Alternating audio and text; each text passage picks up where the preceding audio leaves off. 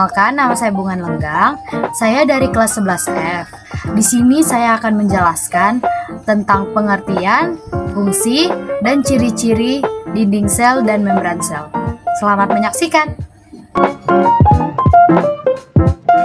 Dinding sel adalah ekstraseluler yang menyelubungi tiap sel sebagai pelindung dan pembentuk sel.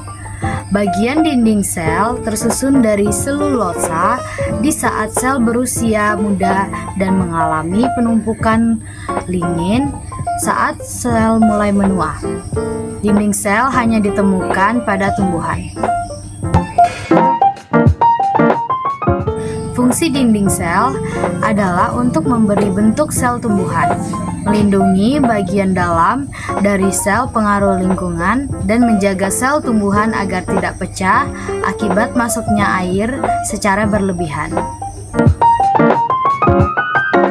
Struktur dinding sel fleksibel namun kuat. Ciri-ciri dinding sel lainnya ada yang bertekstur kaku. Membran sel adalah membran semipermeabel pada sebuah sel yang mengelilingi dan membungkus isi sitoplasma dan nukleoplasma. Membran sel memisahkan sel dari cairan interstitial di sekitarnya. Pembentukan membran sel dilakukan dengan bahan dasar berupa lipoprotein yang dibentuk oleh lemak dan protein.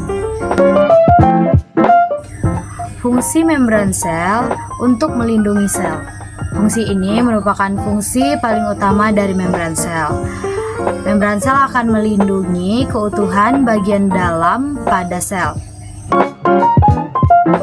Ciri-ciri membran sel berbentuk fosfolipid bilayer, selektif permeabel, dan memiliki berbagai macam komponen protein.